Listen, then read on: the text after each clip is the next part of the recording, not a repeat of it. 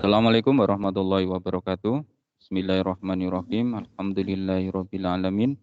Allahumma sholli ala sayyidina Muhammad wa ala ali sayyidina Muhammad wa ala alihi washabihi barik wasallim.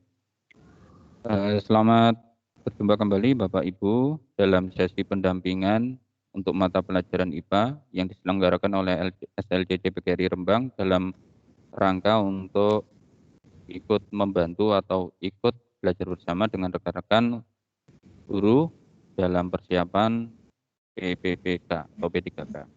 Baik, kita akan tidak berlama-lama, kita langsung saja kita akan melanjutkan pembahasan soal IPA yang kita sambung dari hari kemarin. Saat ini kita akan masuki pembahasan nomor 26 sampai akhir. Dan untuk Bapak Ibu peserta nanti kalau ada pertanyaan silahkan saja langsung tekan menu raise hand yang ada di sebelah kolom komentar di atas. Baik, tanpa berlama-lama kepada yang terhormat Ibu Hadaina Zulfa MPD, waktu dan tempat kami persilakan. Monggo Ibu.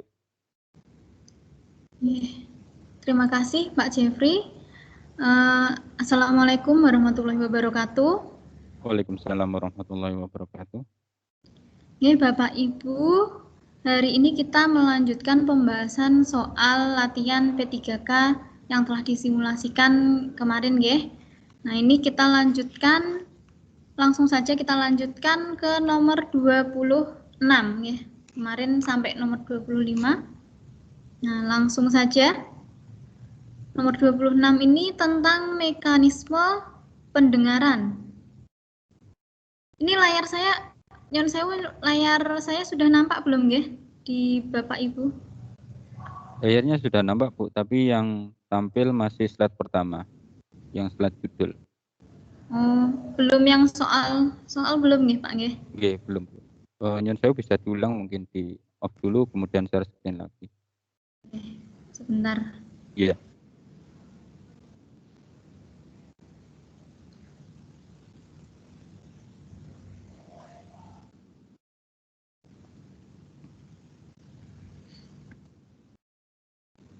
Sudah kelihatan Bapak Ibu untuk nomor 26?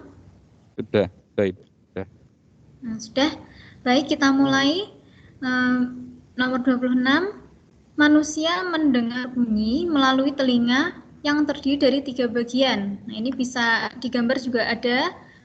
Saya beri ilustrasinya dari bagian luar, bagian tengah, dan bagian dalam. Nah, urutan berikut yang benar tentang proses pendengaran manusia adalah jika disingkat, yang A sampai E adalah yang A, nggih, Bapak Ibu.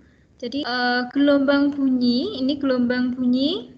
Nah, ditangkap, nah, masuk ke lubang telinga, kemudian berupa getaran ditangkap oleh membran timpani, kemudian getaran ini yang menjadi impuls atau rangsang untuk akhirnya diteruskan ke otak, ya, diterjemahkan oleh otak sebagai bunyi. Nah, itu juga saya sudah tuliskan lengkapnya. Untuk singkatnya, mekanismenya dari gelombang bunyi menjadi getaran dan rangsang, ya, rangsang diterima oleh otak dan diterjemahkan sebagai bunyi. Gitu. Nah, untuk lengkapnya ini bisa dibaca. Jadi getaran ini diteruskan ke koklea yang mengandung cairan yang akan bergerak dan merangsang sel-sel rambut pada organ korti di koklea. Kemudian getaran bunyi dikirimkan melalui saraf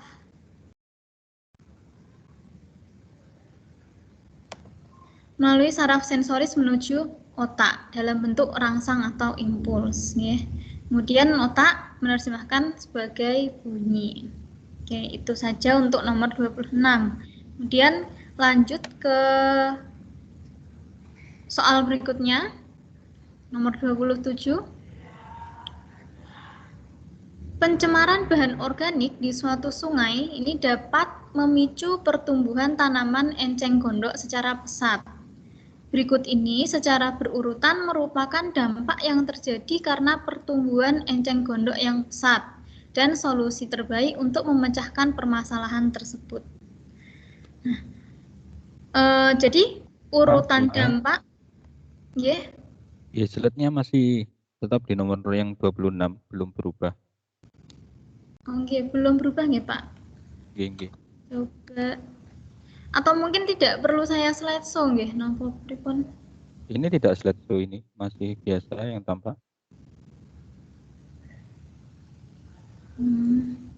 Coba saya ulangi nggih. Oke. Nanti kalau kendala nanti kami bantu bisa, Bu.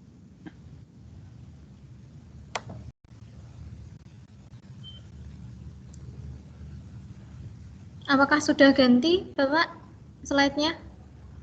Sudah, Ke nomor sudah Ibu. 2. Ya, ke nomor 26. 27. Nah, baik. Jadi ini tentang pencemaran organik di sungai. Nah, dapat memicu pertumbuhan tanaman enceng gondok yang sangat cepat atau pesat. Nah, ini urutan yang diminta di soal adalah urutan dampak yang terjadi karena pertumbuhan enceng gondok yang pesat dan solusi yang terbaik untuk memecahkan masalah tersebut apa? Nah, ini bisa dilihat pilihan yang paling tepat adalah yang C. Jadi dampaknya itu berkurangnya populasi organisme air. Dan solusi permasalahan tersebut adalah memanfaatkan enceng gondok untuk pakan ternak. Nah, kalau dilihat dari pilihan jawaban yang lain mungkin yang A, berkurangnya populasi ikan di sungai, ini bisa jadi nggih, benar, bisa benar untuk dampaknya. Tapi untuk solusinya mengambil enceng gondok dengan mesin otomatis. Nah, ini memang ada positifnya karena lebih cepat, lebih efisien, tapi pengambilan enceng gondok dengan mesin otomatis ini kadang bisa menyebabkan sungai menjadi keruh. Nah, itu jadi bukan solusi yang tepat. Untuk yang pilihan B, dampaknya keruhnya sungai. Nah, kemudian solusinya mengambil enceng gondok secara manual untuk meminimalisasi pengeruhan sungai. Nah, ini juga bisa, tapi tidak efisien, ya. Kemudian kurang efisien. Kemudian yang D, keruhnya sungai dan memanfaatkan enceng gondok untuk kerajinan tangan. Ini juga bisa, tapi untuk dampaknya keruhnya sungai ini kurang tepat ya. Lebih ada pilihan jawaban yang lebih tepat yang C, yang berkurangnya populasi organisme air itu. Kemudian yang E itu juga solusinya juga kurang tepat karena menggunakan mesin otomatis. Oke, lanjut Bapak Ibu untuk nomor berikutnya.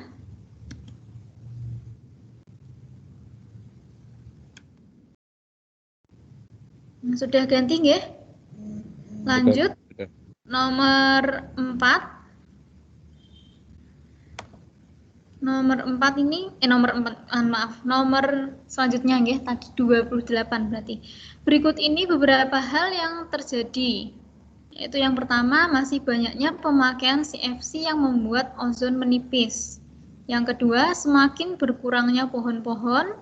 Nomor 3, banyaknya penggunaan kaca untuk bangunan. 4, keluarnya gas metan dari peternakan dan permafrost. Nah, pernyataan yang berkaitan langsung dengan penyebab pemanasan global adalah, nah ini kalau dilihat, ini sebenarnya yang nomor 1, 2, dan 4 itu bisa menyebabkan pemanasan global. Tapi secara langsung atau tidaknya itu kalau untuk yang nomor 1 itu kurang tepat nih. Nah, karena tidak mengakibatkan yang secara langsung jadi pemanasan global. Kemudian juga penggunaan CFC juga sudah banyak berkurang. karena sudah banyak himbauan dari pemerhati lingkungan untuk mengurangi pemakaian CFC. Jadi sudah banyak alat-alat atau produk yang juga tidak menggunakan CFC. Kemudian untuk yang nomor 3, banyaknya penggunaan kaca ini tidak, nah, ini tidak tepat. Nah, kemudian yang nomor 2, semakin berkurangnya pohon-pohon. Nah, ini menyebabkan pemanasan global secara langsung. Nah, mengapa demikian? Karena ketika pohon itu berkurang, maka produksi oksigen melalui proses fotosintesis ini otomatis kan berkurang. Padahal aktivitas manusia ini banyak sekali menghasilkan zat sisa buangan berupa gas-gas yang akan menutup atmosfer bumi. Jadi gas-gas seperti CO2, metana, dari pembakaran pabrik, kemudian pembakaran dari kendaraan-kendaraan bermotor. Nah, ini akan terakumulasi di atmosfer sehingga menutupi atmosfer bagaikan, jadi atmosfer itu terselubungi bagaikan terselubungi oleh kaca. Makanya ada yang namanya efek rumah kaca. Jadi bagaikan rumah kaca. Nah, sinar matahari yang masuk ke bumi itu tidak bisa dipantulkan lagi ke lapisan udara, ya. Jadi dia tertutup, terperangkap dalam rumah kaca itu, diibaratkan sebagai rumah kaca. Nah, sehingga panas bumi ini jadi mengumpul. Nah, terjadi pemanasan global atau kenaikan suhu bumi secara menyeluruh. Nah, kemudian yang nomor 4 itu juga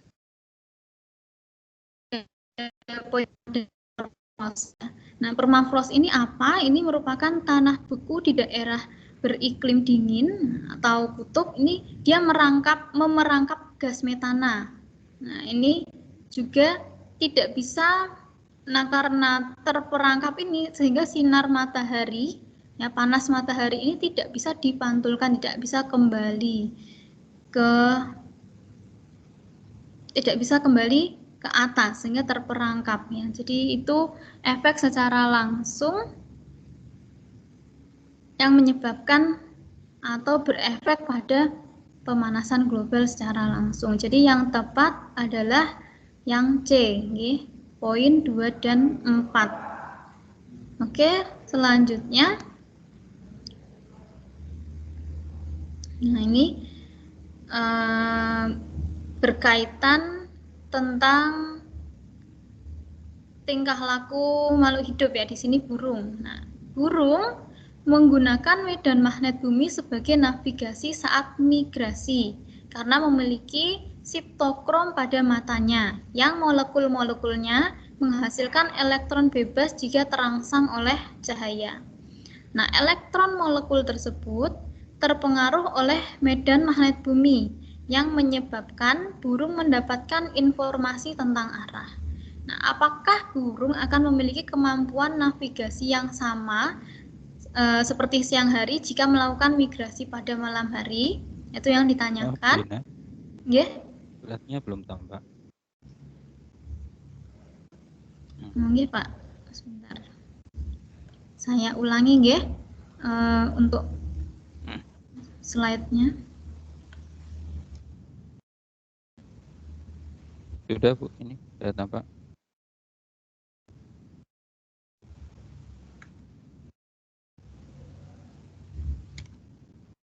Sudah nampak nggih, Pak? Sudah. Nggih. Burung itu. Belum? Sudah.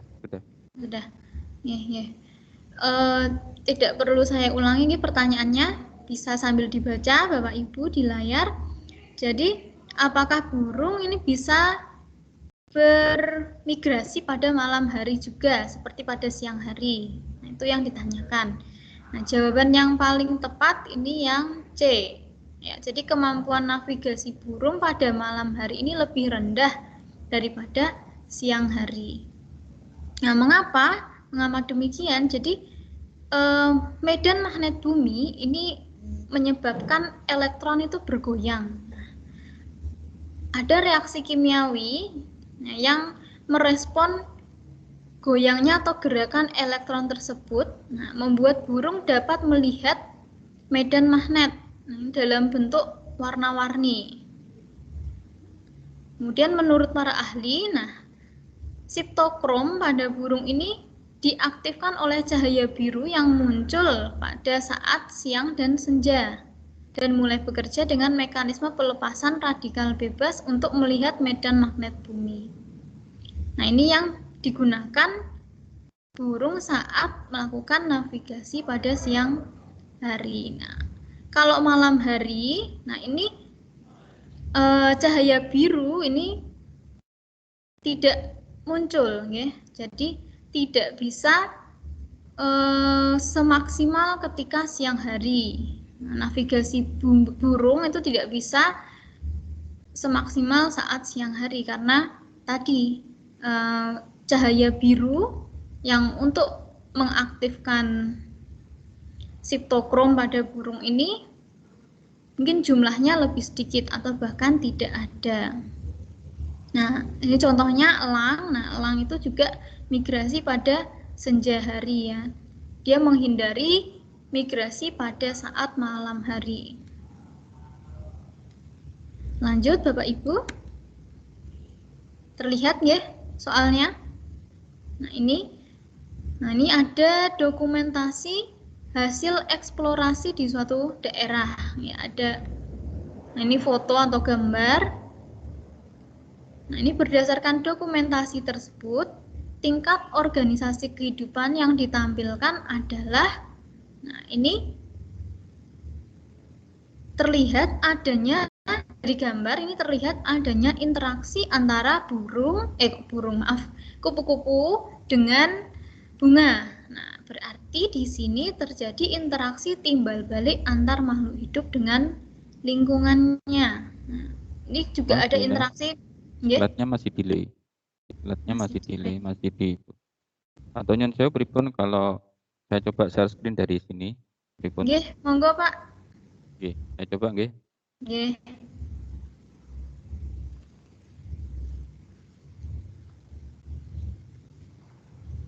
Yang nomor ini Bu sudah terlihat yang ada gambar kupu-kupu.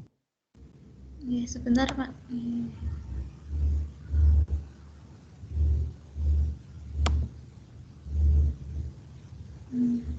Di saya kok belum terlihat nih Pak. Sebentar. Nggih, sebentar. Mungkin pengaruh jaringan juga.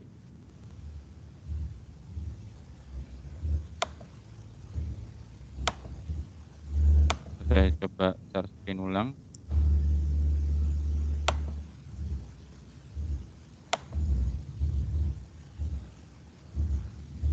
Sudah terlihat Ibu? Belum Pak. Belum nggih. Saya coba lagi ulang.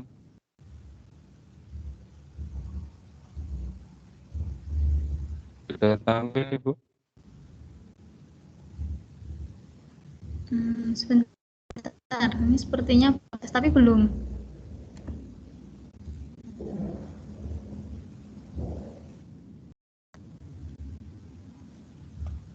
Belum terlihat itu Pak. Belum terlihat. Nggih. Atau coba dari Ibu lagi aja. Ini apa masalah jaringan saya juga nggih. Coba dari Bu Ina lagi mungkin. Nggih Pak, sebentar. Jaringan siang ini kurang stabil mungkin. Nggih, saya coba dulu Pak. Iya, iya.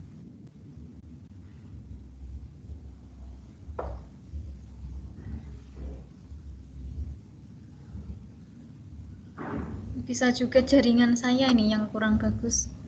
Ini sama. Ini jaringan di saya juga tidak penuh, tidak penuh.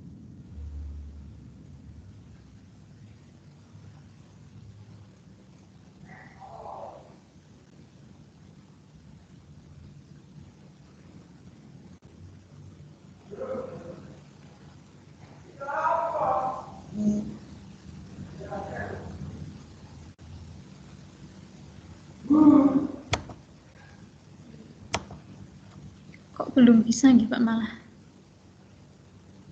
Nggih. Bentar. Saya coba dari sini juga, sama-sama mencoba.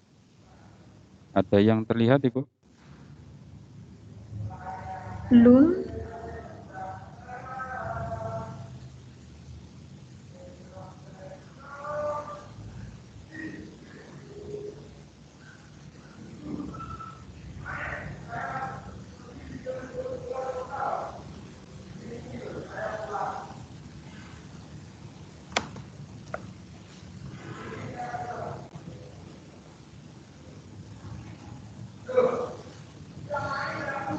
Ini saya share screen, apa belum terlihat apa-apa?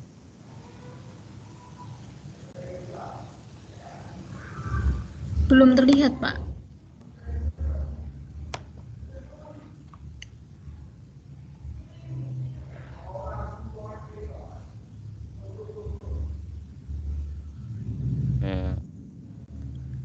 Yang punya saya, mohon maaf terlihat apa tidak nih Pak? Ini sudah.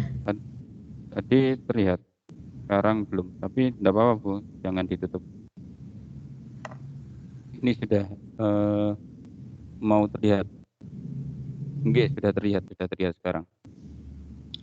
Nggih, saya lanjut nih Pak. Nggih, lanjut mawon. Mohon maaf Bapak Ibu, tadi ini ada gambar, ya gambar kupu-kupu dengan bunga. Ya. Ini berarti menunjukkan tadi sudah kita jawab, yaitu yang C, jawabannya ekosistem. Kenapa ekosistem? Karena ada interaksi yang terjadi antara bunga dengan kupu-kupu, kemudian juga pastinya bunga dengan komponen-komponen abiotik di sekitarnya. Pastikan juga bunga ini membutuhkan unsur hara pada tanah dan lain sebagainya. Jadi ini terlihat adanya interaksi timbal balik antara makhluk hidup dengan lingkungannya. Jadi yang C, kalau yang A populasi itu nanti lebih mungkin gambarnya lebih ditekankan pada kumpulan satu jenis atau satu spesies makhluk hidup. Untuk komunitas nanti mungkin berbagai jenis tapi rombongan-rombongan gitu nggih. Kemudian untuk biosfer lebih besar lagi. Nah, bioma juga lebih besar lagi. Jadi yang paling tepat yang C. Kemudian untuk nomor selanjutnya, gempa bumi atau gunung berapi yang meletus seringkali tidak hanya menimbulkan guncangan, getaran, dan keretakan pada struktur lapisan bumi, melainkan juga menimbulkan berbagai bencana lain seperti tsunami atau naiknya permukaan air laut hingga ke pemukiman padat penduduk. Nah, meskipun demikian, tidak semua gempa bumi menimbulkan tsunami.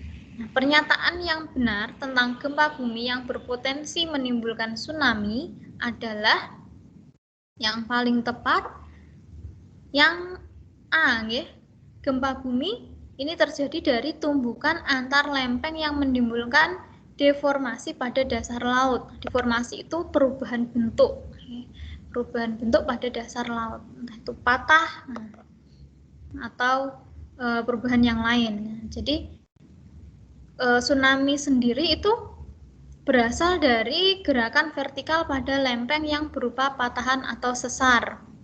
Nah, patahan ini yang menyebabkan dasar laut naik atau turun secara tiba-tiba atau dalam fase ini dinamakan gempa bumi. Nah, gempa bumi ini biasanya terjadi di daerah subduksi. Subduksi itu patahan.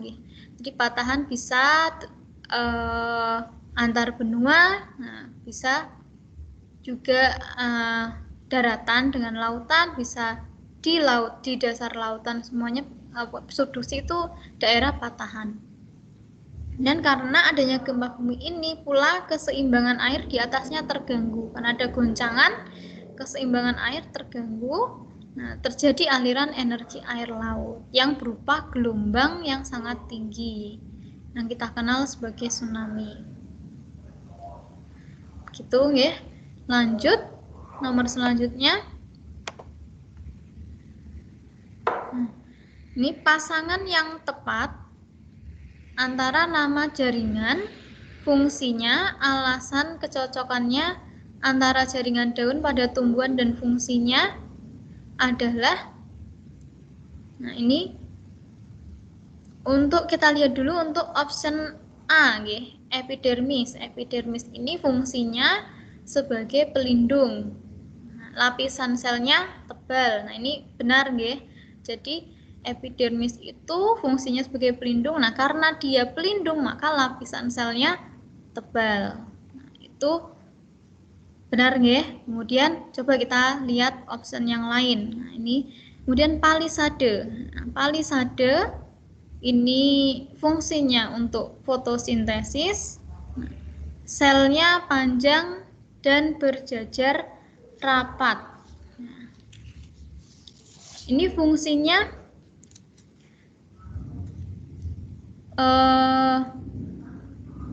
benar tapi tidak 100% benar, palisade ini kan dia mengandung kloroplas. Nah, kloroplas ini bisa digunakan untuk fotosintesis, tapi dia tidak secara langsung. Kemudian yang C, jadi kita ada option yang lebih tepat, mungkin kita pilih option yang lebih tepat dulu. Kemudian untuk yang C, bunga karang. Nah, bunga karang ini untuk fotosintesis, ya, karena mengandung klorofil. Ini juga bisa benar, tetapi kandungan kloroplas, nah pada bunga karang ini tidak sebanyak pada palisade. Tuh, jadi kurang tepat kalau dia fungsinya untuk fotosintesis. Kemudian yang D, stomata. Stomata untuk fotosintesis. Alasannya karena mempunyai banyak pori, ini juga kurang tepat. Kemudian yang E, xilem, nah dia sebagai berkas pengangkut benar, tapi dia tidak mengandung klorofil. Ini bisa kita lihat gambar penampang daun, jadi atas epidermis, ini yang panjang-panjang ini jaringan palisade atau jaringan tiang, kemudian yang bawah ini jaringan bunga karang. Nah, bawah ada epidermis bawah juga. Nah, ada stomata di epidermis bawah.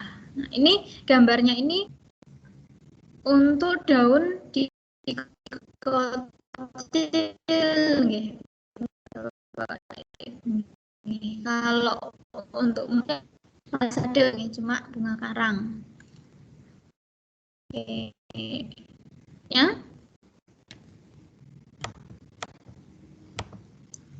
Nomor selanjutnya perhatikan gambar di bawah ini. Ini ada gambar persilangan. Agar individu bagian persilangan agar individu nomor 3 dan 6 memiliki karakteristik seperti gambar, maka kondisi individu nomor 4 seharusnya adalah seperti apa?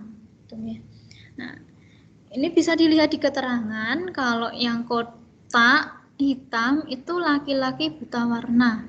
Kemudian bulat hitam perempuan buta warna. Kotak putih itu laki-laki normal dan bulat putih itu perempuan normal. Nah, di sini yang ditanyakan adalah yang nomor 4 itu harusnya apa? Ya, jika nomor 3 dan 6 itu sesuai gambar. Nah, kita lihat dulu yang nomor 3, yang nomor 6 dulu, Nomor 6 dulu. Karena kita kalau mengerjakan soal seperti ini, persilangan seperti ini itu kan dari bawah melihatnya. Ini sebelumnya untuk mengingat saja kalau buta warna ini adalah penyakit keturunan yang menyebabkan seorang tidak bisa warna merah, biru, kuning, dan hijau. Nah, ini disebabkan oleh gen resesif, ya, CB atau colorblind Nah, ini terpaut pada kromosom X. Ya. Nah, kita bisa lihat untuk yang nomor 6. Nah, berarti laki-laki kromosomnya adalah X dan Y. Nah, berarti dia X-nya ini, karena dia buta warna, berarti X-nya ini terpaut gen resesif buta warna. Jadi XCBY. Nah, karena dia punya X-nya itu cuma satu, berarti dia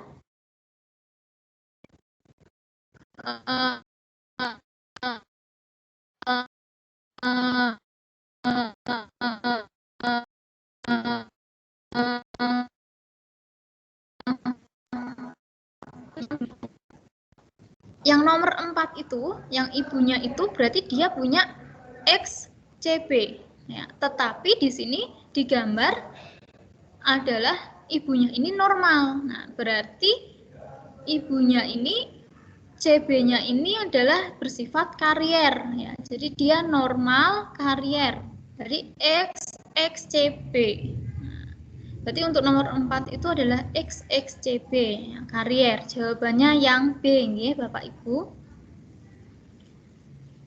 Kemudian untuk yang nomor 3, untuk kotak ayahnya ini karena normal dan dia cuma punya 1 X, berarti ya XY, ya, normal. Karena untuk laki-laki tidak ada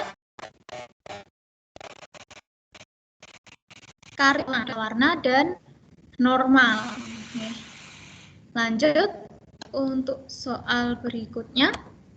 Nah, ini mengenai organela sel. Nah, perhatikan gambar berikut ini. Ini ada gambar organel sel.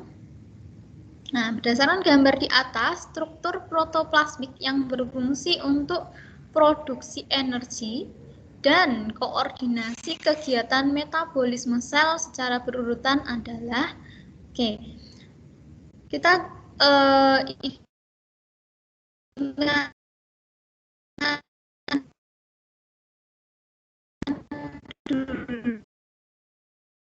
dulu produksi energi melalui proses respirasi.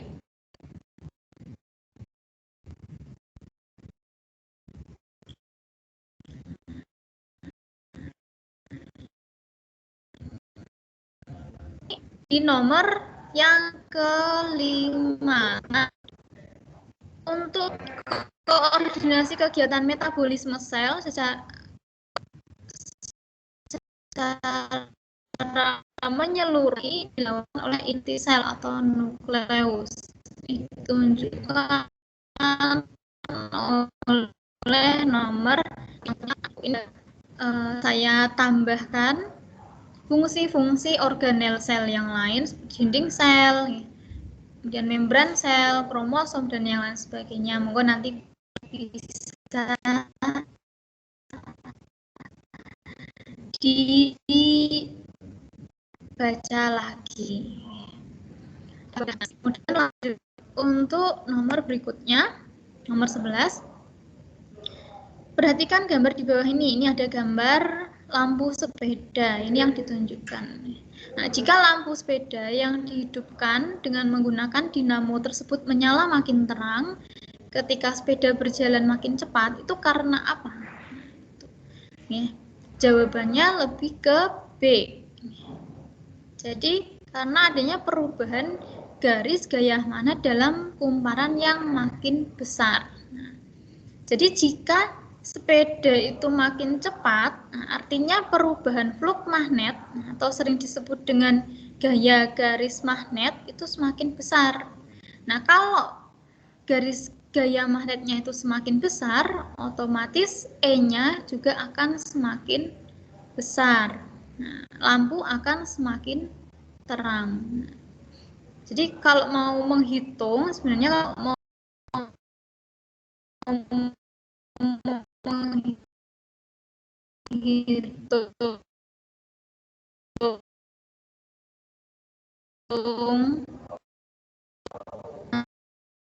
besar GGL induksi yang terbangkit, ya, gaya gerak listrik yang terbangkit pada ujung-ujung kumparan itu bisa dirumuskan dengan E sama dengan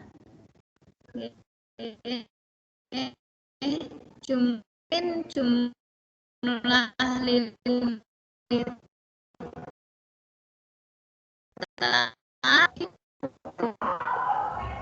atau bisa juga langsung perubahan fluk dikalikan dengan jumlah lilitan, gitu ya. Atau kalau mau mencari gaya gerak listrik maksimum pada generator, bisa menggunakan rumus yang bawahnya, yang E sama dengan N B A omega, ya. N jumlah lilitan, B-nya itu induksi magnet, A luas bidang kumparan, dan dikali dengan kecepatan sudut putaran. Ya. Lanjut. Untuk soal selanjutnya, Ali menderita sakit dengan gejala mudah merasa lapar dan haus, sering kencing di malam hari, dan berat badannya turun walau makannya banyak.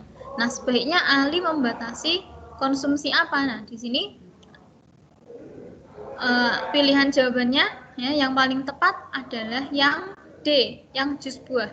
Kenapa? Nah, jadi ini kita beranggapan loh, jus buah itu kan sehat gitu ya.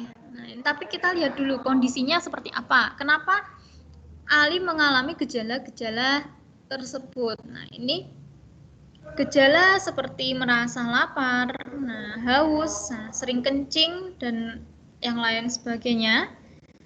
Itu merupakan gejala dari penyakit kencing manis, diabetes. Jadi penderita ini pankreasnya tidak mampu menghasilkan insulin yang cukup, sehingga gula ini tidak bisa ditransformasikan menjadi energi di dalam sel. Nah, akibatnya tubuh ini selalu merasa kekurangan energi, jadi merasa lapar, lemes, gitu ya. Nah, karena transformasi energi oleh gula ini tidak terjadi, maka massa otot tubuh berkurang. Jadi tidak bisa gemuk. Ya. Jadi solusinya apa? Solusinya penderita kencing manis ini harus membatasi konsumsi gula. Nah, ini kan biasanya di jus buah itu ada tambahan gulanya. Ya. Dan buah sendiri itu kan juga mengandung gula dalam bentuk fruktosa jika dibandingkan dengan yang lain ini ya, bahan-bahan makanan yang lain seperti daging, telur, susu segar, dan sayur berwarna hijau ini kan lebih seperti proteinnya, kandungan proteinnya lebih dominan daripada gula. Oke, lanjut yang nomor selanjutnya. Penggunaan biogas sebagai bahan bakar saat ini semakin pesat. Nah, biogas banyak diproduksi dari bahan kotoran hewan memamah biak atau limbah organik lain yang ditambah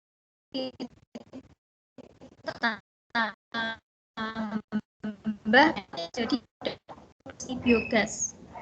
Nah, ini yang mana paling tepat mengenai produksi biogas yang paling penting. Jadi bakteri rumen itu memfermentasi bahan organik dalam rangka mendapatkan sumber karbon dan sumber energi dalam kondisi anaerob. Jadi biogas ini itu kan dihasilkan apabila bahan-bahan organik terdegradasi. Terdegradasi senyawa-senyawa pembentuknya dalam keadaan tanpa oksigen atau anaerob. Kemudian dekomposisi anaerobik ini biasa terjadi secara alami di tanah, nah, khususnya di tanah yang basah seperti dasar danau, kemudian di dalam tanah pada kedalaman tertentu. Jadi biasanya kan kalau mau membuat biogas itu dikeduk dulu ya tanahnya sampai kedalaman tertentu. Nah, proses dekomposisi ini dilakukan oleh bakteri dan mikroorganisme yang hidup di dalam tanah. Macamnya banyak. Kemudian Dekomposisi anaerobik dapat menghasilkan gas yang mengandung sedikitnya 60% metanol. Nah, gas ini yang disebut dengan biogas. Nah, begitu nggih Bapak Ibu untuk gambarannya tentang biogas. Kemudian selanjutnya nomor selanjutnya nggih. Nah, ini di antara zat-zat berikut yang dapat menimbulkan halusinasi, penurunan fungsi seksual dan menimbulkan kematian adalah, nah ini sebenarnya juga langsung terlihat jawabannya. Ini yang marijuana ya, yang A. Nah, ini yang halusinogen. Karena untuk yang lain ini jelas bukan kelompoknya. Ini untuk formalin itu dia bahan pengawet.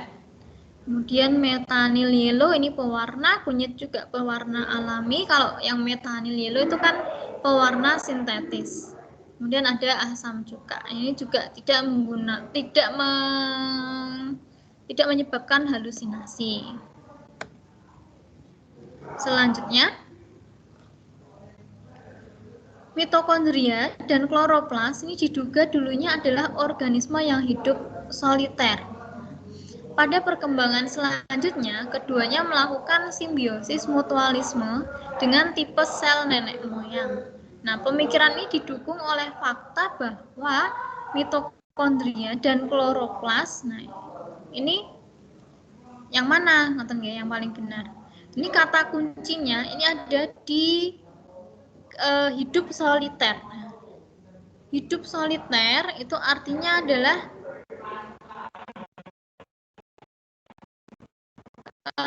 keduanya ciri dari entitas yang terpisah ya dari sisi biologis itu adalah memiliki DNA yang berbeda. Jadi jawaban yang paling tepat adalah yang E ya, memiliki DNA sendiri-sendiri. Oke. Lanjut selanjutnya, nomor selanjutnya. Nah, ini galur tanaman cabai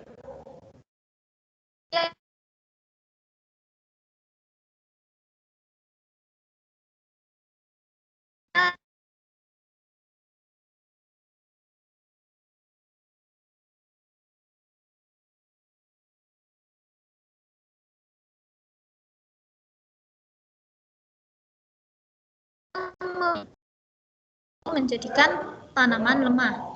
Sedangkan alel T besar itu menjadikan tangkai bunga kuat, sedangkan alel T kecil menyebabkan tangkai bunga mudah patah. Nah, untuk menghasilkan hasil hibrid B besar, B kecil, T besar, T kecil yang mempunyai batang yang dan tangkai bunga kuat, maka dilakukan persilangan apa? Nah, untuk menjawab ini sebenarnya selangkah satu persatu, tapi mungkin kalau lebih cepatnya kita bisa lihat dulu untuk yang A, persilangan antara galur B besar, B kecil, T besar, T kecil, dan B besar, B besar, T besar, T kecil. Nah, ini kan di soal ini kan yang dihasilkan itu, jadi disilang itu karena itu nanti yang diharapkan B besar, B kecil, T besar, T kecil ini yang diharapkan menjadi filialnya. Nah, otomatis parentalnya kan belum ada. Nah, itu kan dianggapnya seperti itu, belum ada parental yang seperti itu. Jadi bagaimana untuk menghasilkan filial yang atau anakan yang tadi B besar B kecil, T besar T kecil. Jadi yang A ini kurang tepat. Untuk yang B, ya, persilangan antar F1 filial pertama B besar, T besar, T besar, dan B kecil, T kecil. Nah, ini bisa kita lihat, ini saya coba silangkan ya. Ini dominan semua. Nah, dominan semua ini otomatis menghasilkan B besar, T besar, dan yang kanan ya, yang induk yang satunya itu B kecil, T kecil. Nah, ini akan menghasilkan anakan, B besar, T besar, B kecil, T kecil.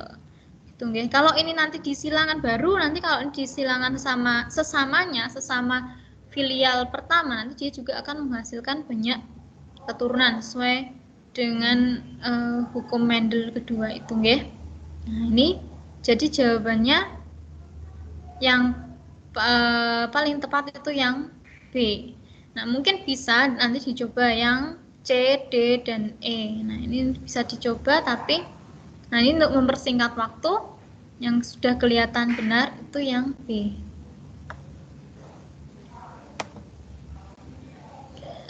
Untuk selanjutnya, nomor selanjutnya, perhatikan gambar arus energi dan daur materi dalam suatu ekosistem berikut. Nah, ini ada gambar siklus energi.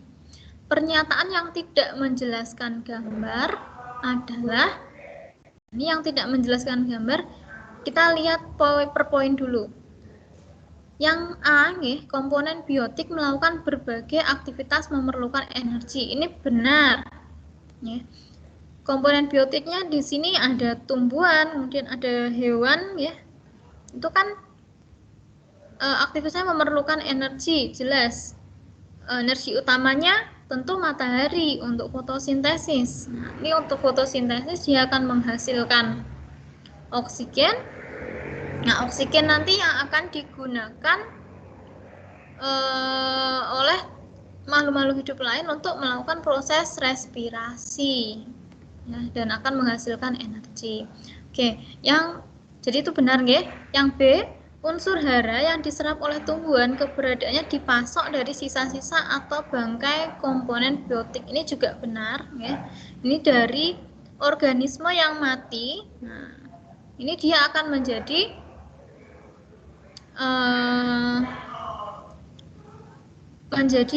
unsur hara. Dan yang C, cahaya matahari dimanfaatkan oleh tumbuhan, jelas benar, karena digunakan untuk proses fotosintesis. Dan yang D, keberadaan komponen abiotik sama sekali tidak ada interaksi dengan komponen biotik. Ini tidak benar, ya. Nah, coba kita lihat yang E dulu. Tetapi yang CO2 yang berada di udara bebas dapat berasal dari respirasi organisme. Nih, itu juga benar, ya. Jadi CO2 ini dihasilkan dari proses respirasi. Jadi respirasi kan menggunakan O2, menggunakan oksigen dan menghasilkan CO2. Nah, jadi yang tidak tepat, yang tidak menjelaskan gambar itu yang D. Ya.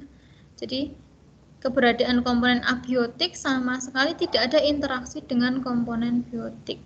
Itu tidak benar karena ada interaksi antara komponen biotik dan abiotik. Oke. Selanjutnya, nomor selanjutnya,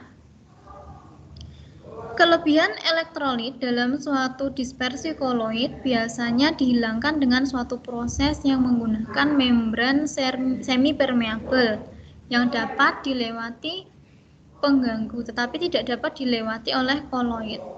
Nah, proses tersebut dinamakan, ini yang paling tepat adalah yang elektrolisis, yang D.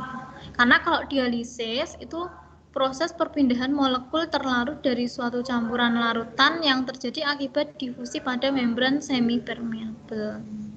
Kemudian kalau elektroforesis, nah itu pergerakan partikel koloid bermuatan akibat adanya medan listrik. Nah, untuk presipitasi, nah ini fenomena pada saat tetes air atau droplet dan partikel solid seperti debu, nah itu terkondensasi lalu jatuh dari awan dan mencapai tanah, atau kalau gampangnya itu hujan, ya, presipitasi itu. Kemudian ini perhatikan gambar di bawah ini. Penyebab perubahan iklim dan pemanasan global itu terdiri dari berbagai faktor yang berbeda. tetapi paling sering dikaitkan dengan yang apa? Ngoten nggih.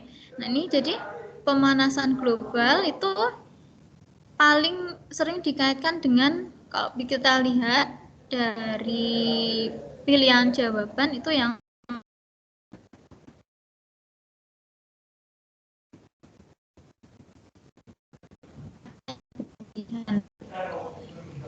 kalau yang A ini bencana alam erupsi gunung berapi.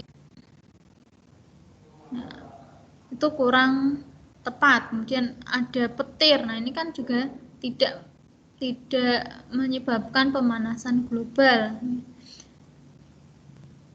Nah, ini kemudian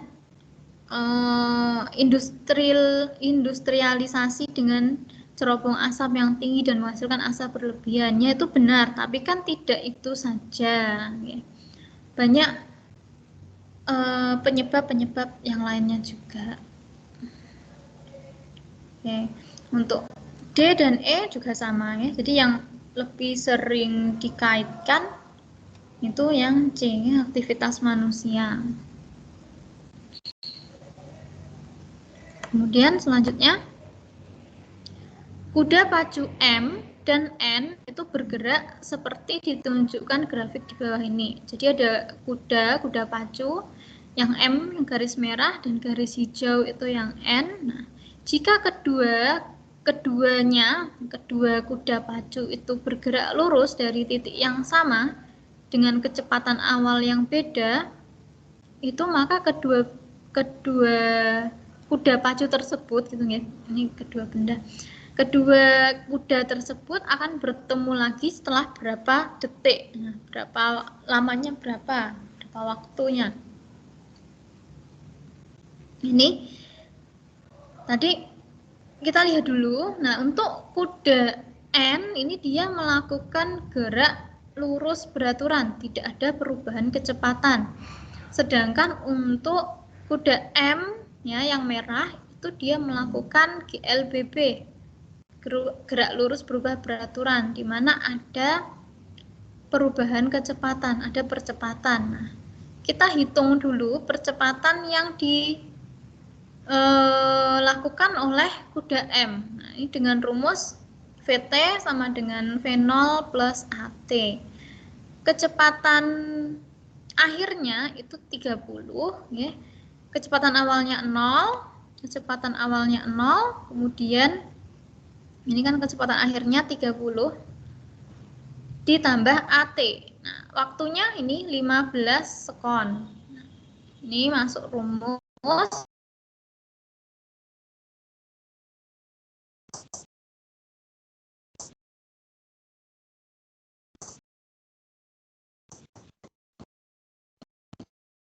ini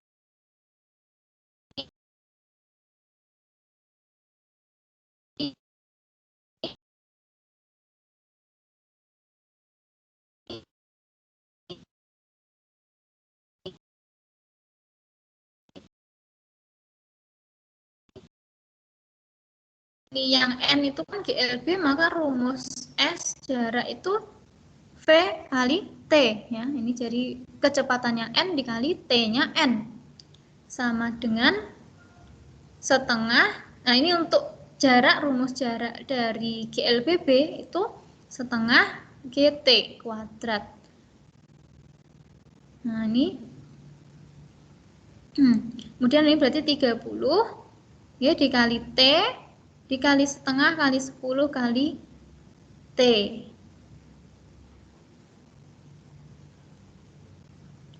Mohon maaf ini 2 nggih Bapak Ibu. Ini A nggih. Maaf. Mohon maaf. Nah, ini ada kesalahan. Nah, ini jadi setengah AT kuadrat nih percepatannya. Nah, ini 2, percepatannya tadi kita sudah cari 2. Berarti setengah 30 sama dengan setengah dikali 2T. Ini kan T-nya satunya dicoret, ini T-nya yang T kuadrat juga dicoret, jadi tinggal T saja. Maka ini dicoret, T sama dengan 30 sekon. Ya, 30 sekon. Yang E jawabannya. Ya, nomor selanjutnya, Nah, ini tumbuhan, terutama tanaman hidroponik, ini sangat tergantung pada air. Nah, pernyataan yang paling tepat tentang kenaikan air akibat kapilaritas pada tanaman hidroponik ini adalah yang mana? Ini yang paling tepat adalah yang E. Nah, jika sistem hidroponik ini dibuat di bulan, maka kenaikan zat cair dalam pembuluh silem tumbuhan itu lebih tinggi dibandingkan dengan sistem di bumi. Kenapa demikian? Ya. Jadi, kenaikan air dalam pembuluh silem ini pada tanaman hidroponik selain ditentukan oleh gaya kapilaritas, ini juga ditentukan oleh besar tekanan ya, tekanan zat cair dan daya hisap daunnya. Nah, untuk satu jenis tanaman yang sama, ini daya kapilaritas cenderung akan sama. Tekanan hidrostatis pada umumnya tergantung pada kedalaman dan gaya gravitasi. Nah, oleh karena itu, gaya gravitasi bulan yang hanya sebesar 1,6 meter per sekon kuadrat ini jauh lebih kecil daripada gravitasi di bumi yang sebesar 9,8 atau biasanya kita bulatkan jadi 10 meter per sekon kuadrat. Nah, sehingga jika sistem hidroponik ini ditanam di bulan, maka kenaikan zat cair dalam pembuluh silem tumbuhan ini akan lebih tinggi daripada di bumi. Jadi jawaban yang paling tepat yang E. Selanjutnya, nomor 2. Selanjutnya nggih. Ini ada gambar alat elektronika radio. Ini di sini diketahui kuat arus listriknya adalah 0,5 ampere. Kemudian hambatannya atau R-nya 20 ohm. Nah, bila radio tersebut digunakan selama 1 jam, maka energi listrik yang digunakan adalah berapa? Berapa joule? Nggih. Nah, ini energi listrik kita lambangkan dengan W. Nah, ini rumusnya V kali I kali T. Nah, V itu bisa dicari dengan I kali R, atau biasanya langsung ada rumus yang W ini adalah I kuadrat RT. Nah, ini I-nya sudah diketahui 0,5 dikali 20 hambatannya, kemudian 0,5 lagi kuat arusnya dikali waktu T-nya. T-nya ini 1 jam, kita jadikan satuannya SI jadi sekon, maka 3.600 sekon. Ini hasilnya adalah 1,8 dikali 10 pangkat 4 joule. Ini. Kemudian soal berikutnya ini tentang cermin. Nah, ini ada gambar cermin cekung, gambar sinar, pantulan sinar dari cermin cekung. Nah, sifat bayangan bila benda diletakkan di antara pusat kelengkungan dan titik fokus. Titik fokus tersebut adalah berarti benda ini di antara ini di ruang 1. Nah, maka bayangannya apa? Berarti bayangannya adalah untuk cermin cekung nyata, terbalik, diperbesar, dan terletak di depan pusat kelengkungan cermin. Jadi yang E yang paling tepat. Kemudian nomor selanjutnya ini dari suatu hasil eksperimen didapatkan frekuensi getaran sayap lalat adalah 120 Hz. Nah, jika perbandingan periode getaran sayap seekor lalat dan seekor nyamuk itu 7:3, maka frekuensi getaran sayap nyamuk itu berapa? Nah, ini rumusnya langsung dengan perbandingan saja. Dengan perbandingan saja, N banding L, ya ini N ini nyamuk banding lalat 7:3, maka frekuensi lalat, yang diketahui frekuensi lalat 120 Hz, maka frekuensi nyamuk perbandingannya saja 7/3 dikali 120, maka hasilnya adalah 280 Hz untuk frekuensi getaran nyamuk. Selanjutnya, ini soal terakhir. Pada suhu berapakah temperatur Reaumur dan Fahrenheit menunjukkan angka yang sama? Nah, ini kita bisa masukkan rumus ini. F sama dengan R. Ini F, nah F ini kita bisa rumusnya yang atasnya ini ya, 9/4 dikali R ditambah 32. Nah, ini kita masukkan 9/4 dikali R ditambah 32 sama dengan R. Nah, berarti 9/4 R dikurangi R, R-nya pindah ruas, 32-nya pindah ruas, sama dengan min 32. Nah, ini R-nya ini berarti kan 1, nah ini berarti 4/4R. Nah, kita berarti kan 9/4R dikurangi 4/4R sama dengan 5/4R, sama dengan min 32. R-nya maka ketemu min 25,6. Baik Bapak Ibu, itu pembahasan soal ke semua soal. Monggo Pak Jeffrey, mungkin saya kembalikan ke Pak Jeffrey atau bagaimana? Oke, terima kasih Bu Ina atas pemaparannya. Alhamdulillah kita sudah sampai nomor terakhir. Monggo kepada Bapak Ibu peserta, kita masih ada sedikit waktu. Kalau ingin mengajukan pertanyaan atau bertanya, monggo silakan menggunakan menu raise hand yang ada di sebelah atas kolom komentar. Oke. Monggo Bapak Ibu, Pak Alex, Bu Ina, Bu Eka Sumaryani, kemudian ada Ibu Ismatul Ulia, ada Ibu Nur Mujahada, Ibu Rosida, Ibu Trimunarsi, Ibu Uswatun, dan Ibu Wayuningsih.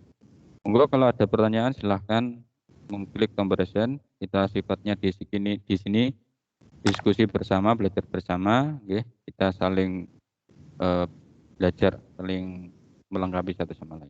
Monggo silakan Bapak Ibu.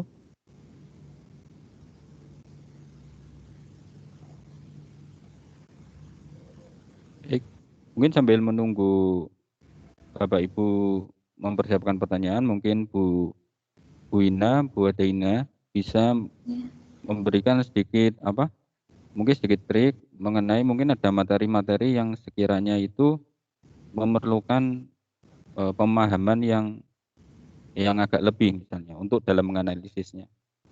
Misalnya mungkin di bab seperti ekosistem tadi atau di bab fotosintesis tadi, di mana seperti jaringan palisade, bunga karang itu tadi, kalau kita di SMP kadang mengenalnya fotosintesis ada di palisade seperti itu. Nah, itu untuk menganalisis seperti itu, kata-kata atau key-nya atau kata kuncinya itu biasanya lewat mana, Bu Ina? Sebenarnya kalau yang saya tahu nggih Pak nggih. Ini bisa juga mungkin Bapak Ibu ada yang lebih tahu juga bisa jadi kalau untuk struktur anatomi dari daun dikotil dan monokotil itu kan ada sedikit perbedaan. Kalau untuk di dikotil itu kan mesofilnya itu terdiri dari dua jaringan, ada palisade dan ada bunga karang. Tapi kalau untuk yang monokotil itu kan cuma bunga karang saja. Nah, ini ada pertanyaan, bentar Bu, dari Ibu Tri Munarse. Ini saya jadikan presenter dulu.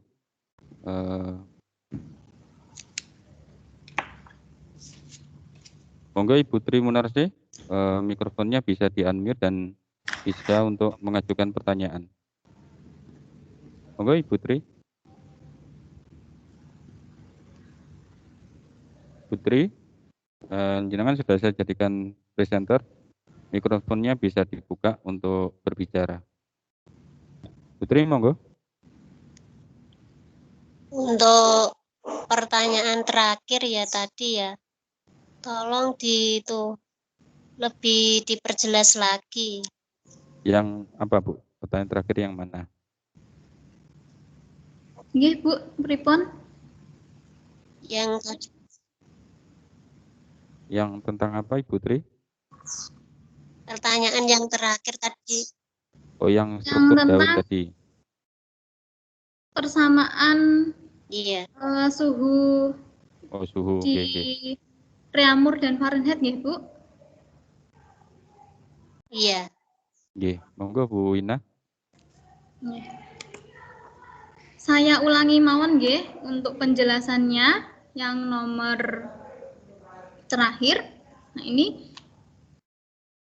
berarti kan kita mencari ini suhu berapa, Reaumur dan Fahrenheit itu menunjukkan angka yang sama atau derajat yang sama, gitu nggih.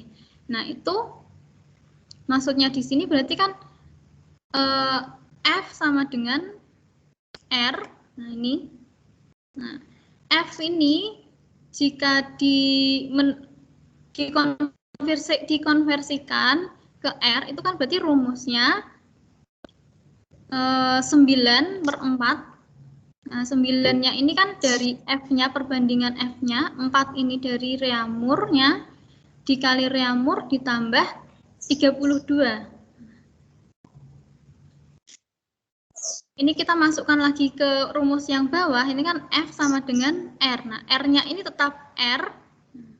Ini berarti 9/4 R dikurangi R sama dengan, ini kan R dikurangi R-nya ini dari R yang atas ini pindah ruas gitu, guys. Nah, yang 32 pindah ruas ke kanan. Jadi min 32. Nah, ini 9/4R, nah dikurangi R, R ini kan berarti 1 nggih nilainya. Nah, 1 itu kan sama dengan penyebutnya yang sama nggih. Penyebutnya sama, ini berarti penyebutnya 4, berarti kita analog, ini berarti sama dengan 4/4R. Nah, berarti 9 dikurangi penyebutnya sudah sama, sama-sama 4, 9 dikurangi 4, berarti 5/4R sama dengan min 32. Kemudian berarti R sama dengan min 32 dikali 5/4. Nah, hasilnya min 25,6. Pripun, Bu? Atau yang ditanyakan yang sebelah mananya nggih? Yang 5/4 itu loh, Bu. Oh, dari mana 5/4? Iya. Coba saya ketikkan lagi nggih. Ini 9/4. Nah, ini 1/4R dikurangi, ini kan R itu kan berarti nilainya 1 nggih, Bu. Nah, 1 kalau 1 itu kan berarti sama dengan penyebutnya sama. Berarti ini sama dengan 4/4R. Ngeten. Nah, sama dengan min 32. Jadi R itu sama dengan, kalau mau dibuat pecahan, itu sama dengan 4/4R. Nah, ini karena penyebutnya sudah sama, mohon maaf, penyebutnya sudah sama, berarti ini 5 dikurangi 4. 5 dikurangi 4 jadinya, mohon maaf, 9 dikurangi 4. Nggih. Berarti kan 5/4. 5/4. R. Nah, sama dengan min 32. Nah, ini berarti tinggal R. R berarti ini min 32. Min 32 dikali 4/5. 4/5. Nah, ini hasilnya sama seperti tadi, 25,6.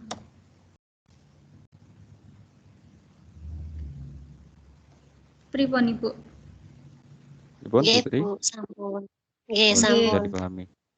Nggih, terima kasih Putri atas pertanyaannya.